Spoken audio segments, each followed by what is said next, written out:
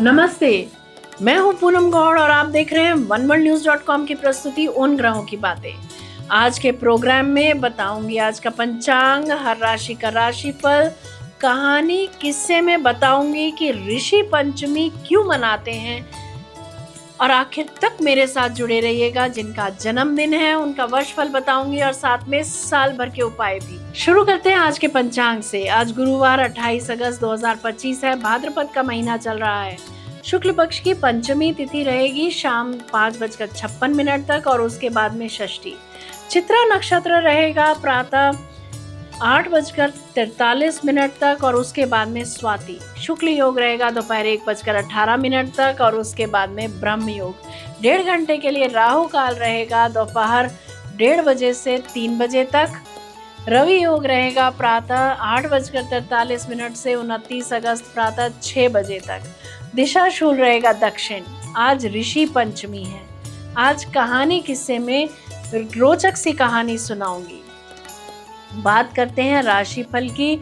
मैं यहाँ बता देती हूँ कि मैं राशिफल चंद्र राशि से या नाम अक्षर से बताती हूँ। शुरू करते हैं मेष राशि से। जो जातक नौकरी ढूंढ रहे हैं उन्हें मनपसंद की नौकरी मिल सकती है या प्रमोशन के योग बनते दिख रहे हैं। आज लोग आपको हवा के गद्दे पर बिठा सकते हैं, झूठी बड़ाई कर सकते हैं। अपनी वाही पर फूलकर कुप्पा ना हो। भाग्य आपके साथ है। कोई एग्रीमेंट भी साइन कर सकते हैं आप। मित्रों के साथ समय अच्छा बीतेगा। वृषभ राशि। समाज सेवा के किए कार्य जनता के सामने आएंगे। शिक्षा के क्षेत्र के लोगों के लिए दिन लाभकारी रहेगा। धर्म के कार्यों से धन लाभ के योग बनते हैं। कार्यस्थल पर कुछ परेशानी का अगर सामना करना पड़ जाए तो ओम गंग गणपतये नमः मंत्र का जप करें, लाभ होगा। मिथुन राशि। आज अगर पुश्तैनी जायदाद का बंटवारा कर रहे हैं या बेच रहे हैं तो संभल कर फैसला लें या अवॉइड करें, धोखा हो सकता है। रिसर्च के विद्यार्थी कोई गलती कर सकते हैं, सतर्क रहें। हनुमान चालीसा का पाठ करें। अपने मन की बात हनुमान जी के सामने रखें। कर्क राशि। किसी पर भी किया गया गुस्सा फलदायी नहीं होगा। व्यर्थ की भागदौड़ से बचें। किसी से भी न उलझें। चोट से बचें। किसी से बदला न लें। अनुलोम विलोम करें। गणेश जी को पीला फूल भेंट करें, लाभ होगा। सिंह राशि की बात करते हैं। जीवन साथी से दूरी रह सकती है। फाइनेंस के फील्ड के लोगों के लिए दिन अच्छा जाएगा।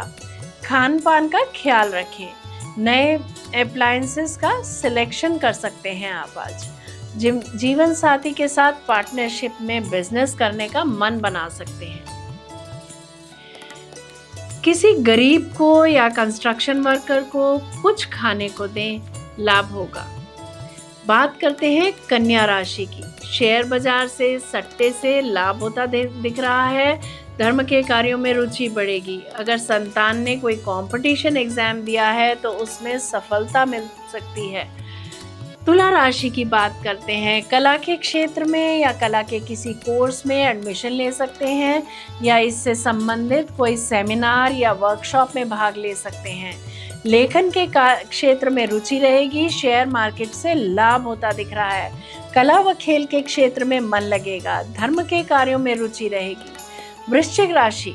घर से दूर जा सकते हैं आप या घर बदल सकते हैं। पब्लिशर्स को लाभ होता दिख रहा है। ट्रांसफर ऑर्डर में बदलाव आ सकता है या रद्द हो सकते हैं। धनु राशि की बात कर सकते हैं। लेखकों के लिए दिन उत्तम माना जाएगा। बुद्धिमानी से लेखन का कार्य करें। पूरा परिवार मिलकर किसी छोटी यात्रा पर जा सकता है। बात करते हैं मकर राशि की। धन कैसे बनाया जाए उस पर विचार कर सकते हैं। आज वाक पटुता से काम बनेंगे। अपने मन से किए गए कामों में लाभ मिल सकता है। कुंभ राशि। गुप्त गतिविधियों में भागीदार बनेंगे। गुप्त प्रॉब्लम्स पर विचार कर सकते हैं। किसी बात की तह तक पहुंचने की चेष्टा कर सकते हैं आप। और आखिर में बात करते हैं मीन राशि की। विद्यार्थियों के लिए, खास तौर पर रिसर्च के विद्यार्थियों के लिए आज का दिन अच्छा रहेगा। गुप्त गतिविधियों से नुकसान हो सकता है। भाग्यशाली अवसरों में बाधा आ सकती है। ये था राशि का राशिफल। बात करते हैं कहानी किस्से की। भाद्रपद शुक्ल पंचमी गणेश चतुर्थी के अगले दिन सप्तऋषि यानी कश्यप, अत्रि, भारद्वाज, विश्वामित्र, वशिष्ठ, जमदग्नि और गौतम को स्मरण व कृतज्ञता अर्पित करने का दिन है।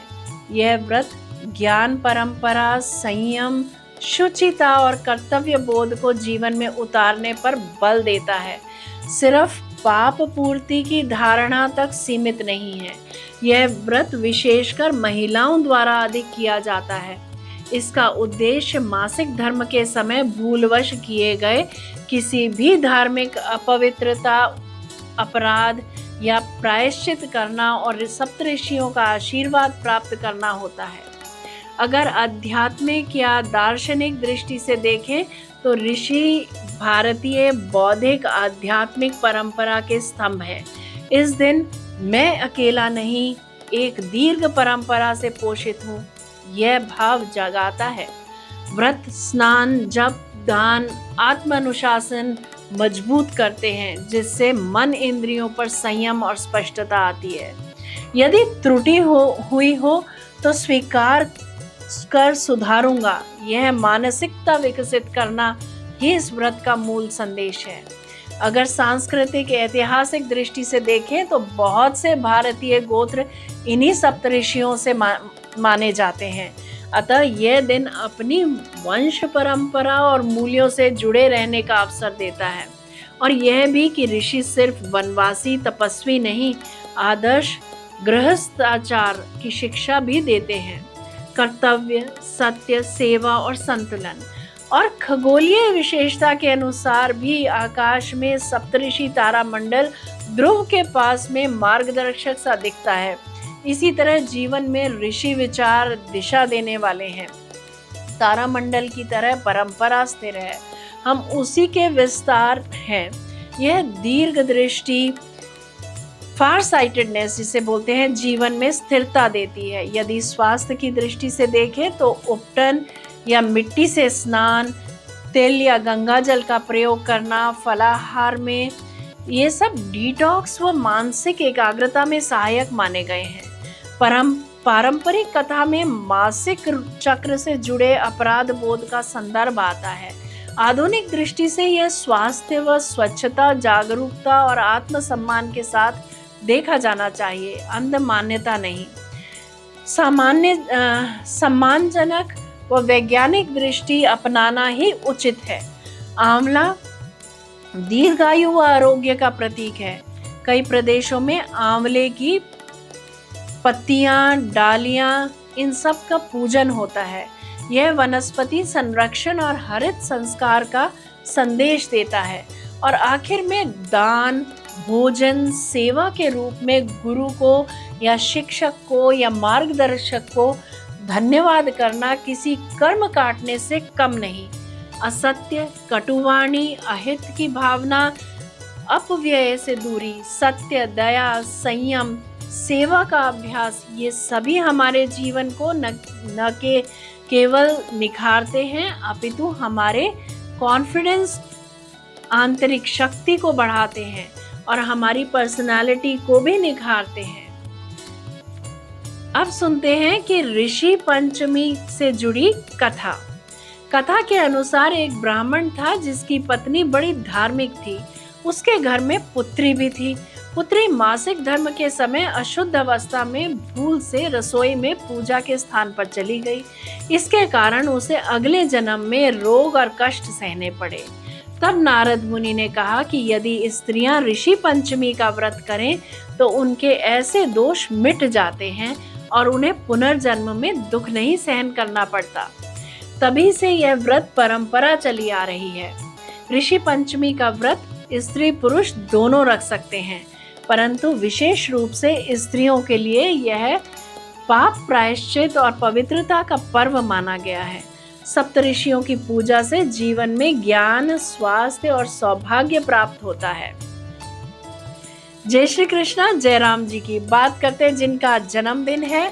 A very happy birthday to you, enjoy your day. 2025-26 आपके लिए चिंतन का समय रहेगा। पिछले 9 वर्षों में आपने जो कुछ भी सीखा है उसे एक बार रिपीट या रिवाइज अवश्य करें, क्योंकि आपको इस वर्ष इस ज्ञान की ज़रूरत पड़ेगी। इस साल दूसरे लोग सलाह या सीख के लिए आपका मार्गदर्शन चाहेंगे और आप एक बहुत अच्छे कंसल्टेंट भी सिद्ध होंगे। आप इस समय में पास्ट की बातों पर काफ़ी विचार कर सकते हैं ताकि आप उससे सीख सकें और आगे बढ़ सकें। ध्यान रखें कि आप अतीत से चिपके न रहें। जो अब आपके काम का नहीं है उसे छोड़ दें। अपने जीवन के किसी भी अधूरे और ढीले काम को पूरा करें और आगे आने वाले सालों की तैयारी करें। जिसे माफ़ी की ज़रूरत हो उसे माफ़ कर दें और सबसे अहम बात कि खुद को भी माफ़ कर दें। ज़्यादा से ज़्यादा अकेले समय बिताएं ताकि आप अपने अंतर्ज्ञान से जुड़ सकें। इससे अगले साल और भी ज़्यादा उत्साह होगा। यह चिंतन का समय है, लेकिन यह आपके द्वारा किए गए और प्राप्त की गई हर चीज़ को पहचानने का भी समय है। इस वर्ष आपको कई पुरस्कार भी मिल सकते हैं। बात करते हैं आपके साल भर के उपायों की। सिट्रीन का ब्रेसलेट पहने, गुरुजनों का आशीर्वाद जब तब यदा कदा लेते रहें। यदि मेरा ये प्रोग्राम आपको पसंद आया है तो इसे लाइक शेयर सब्सक्राइब करें, बेल का आइकॉन जरूर दबाएं और कल फिर मेरे साथ जुड़िएगा oneworldnews.com की प्रस्तुति उन ग्रहों की बातें में। नमस्ते।